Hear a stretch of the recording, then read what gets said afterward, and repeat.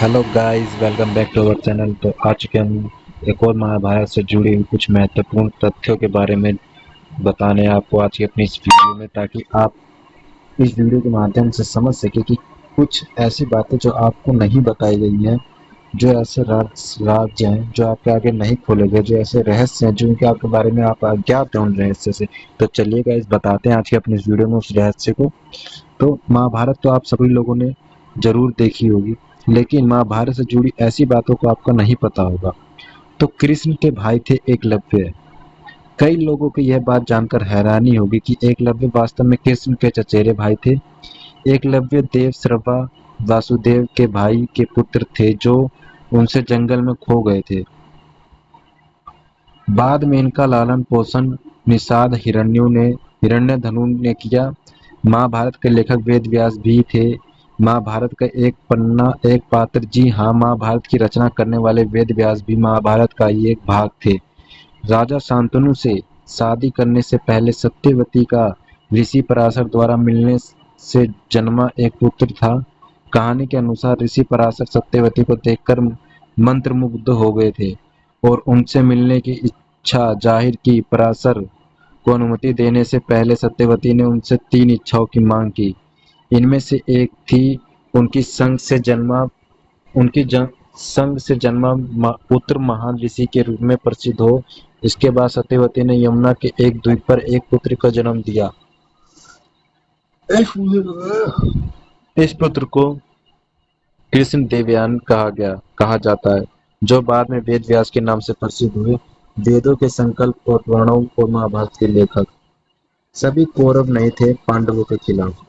ऐसा नहीं है कि सभी कौरव एक जैसे थे और पांडवों के विरुद्ध थे। धृतराष्ट्र के 2 पुत्र विकर्ण और युधिष्ठिर ने न सिर्फ दुर्योधन को गलत कार्यों पर आपत्ति जताई, बल्कि द्रौपदी चिरहरण की काफी विरोध किया। ये दोनों युद्ध के पक्ष में नहीं थे, लेकिन भाई से धोखा ना करना इनकी मजबूरी में युद्ध और वीरगति प्राप्त की।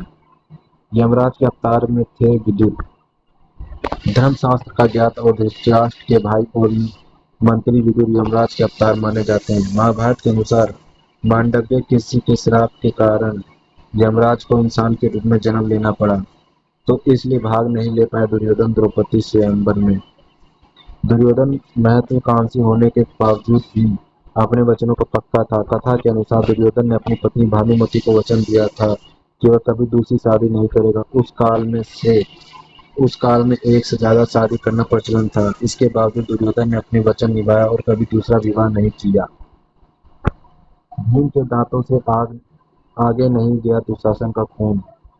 महाभारत के अनुसार युद्ध समाप्त होने बाद पांडव जब धृतराष्ट्र में गांधारी से मिलने गए, गांधारी दुर्योधन के अन्य पूर्वकों किए गए वध से बहुत गुस्से थी। भीम ने गांधारी को समझाया कि यदि मैं अधर्म पूर्वक दुर्योधन को नहीं मारता तो वह मेरा वध कर देता। गांधारी ने कहा कि तुमने दुशासन का खून किया है, क्या वह सही था? तब भीम ने कहा कि जब मैं दुशासन ने द्रौपदी के बाल पकड़े थे, उस समय मैंने ऐसी प्रतिज्ञा की थी, यदि मैं अपनी प्रतिज्ञा पूरी नहीं करता तो क्षत्रिय धर्म का पालन नहीं कर पाता। लेकिन दुशासन का खून मेरे दांतों से आगे नहीं गया।